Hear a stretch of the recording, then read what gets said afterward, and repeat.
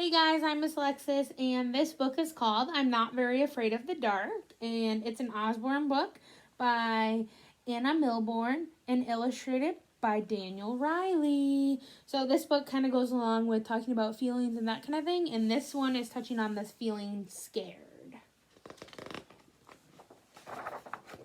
I'm not very afraid of the dark. And I love this book because it has a lot of cutouts and stuff on the pages, so it just has a ton of detail. I tell everyone that I'm not scared of anything. Poisonous snakes, not likely. Giant hairy spiders, never. Are you afraid of the dark, they ask. No, I say. But I think, not very. Well, at least in the daytime it's true. In the day, the dark is small. It tucks itself under things as if it was hiding, like it was never there. But as the sun goes down, the dark stretches out and it gets bigger and bigger and starts to cover everything.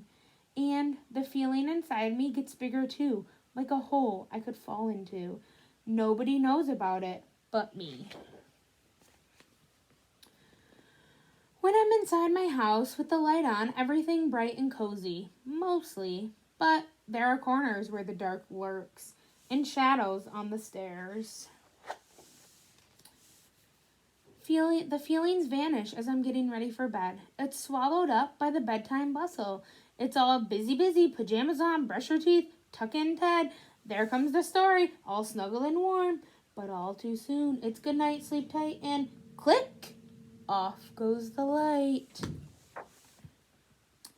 In the stillness of the dark, I start to notice things I didn't see before. Monstery shapes on the walls and a tap, tap, tap at the window.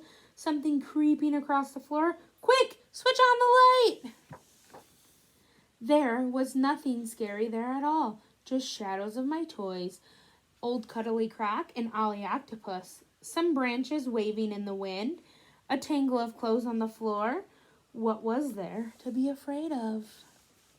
Then, one day, Dad says, let's go camping, and off we go. But silently I wonder if the dark will find me there too. The scared feeling vanishes as we're putting up the tent. It's all busy, pick a good spot. In go the tent stakes with a bang, bang, bang.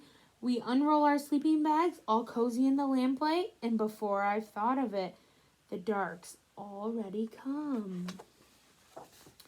But out here in the dark sky, it's huge, a wide and more of an adventurous dark. I decided it's like a guessing game. What's that swishing? Just the trees and the breeze. A shadow and a glimmer of eyes. Only an owl in the tree. Flitter, flutter, flitter, flutter. It's just the moth. Do I dare switch off my light? Do I? And that's when I discover the most magical thing of all. It's only when it's really dark that I can see all of the stars. In the morning, the light comes back. It spills over everything and covers up the stars. And so I wonder, maybe the dark isn't that bad after all. It's just a big velvety night blanket wrapped around the world so it can go to sleep.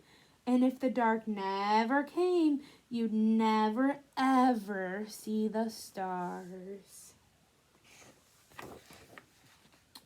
In the end, I told my mom all about my feelings and she said it was okay. I can leave my lamp on anyway, so am I still afraid of the dark? Maybe sometimes, just a little. But when I think of all the stars, sometimes the feelings melt away and I feel brave enough to switch off my light. Good night. Again, this is I'm Not Very Afraid of the Dark. Thanks for listening.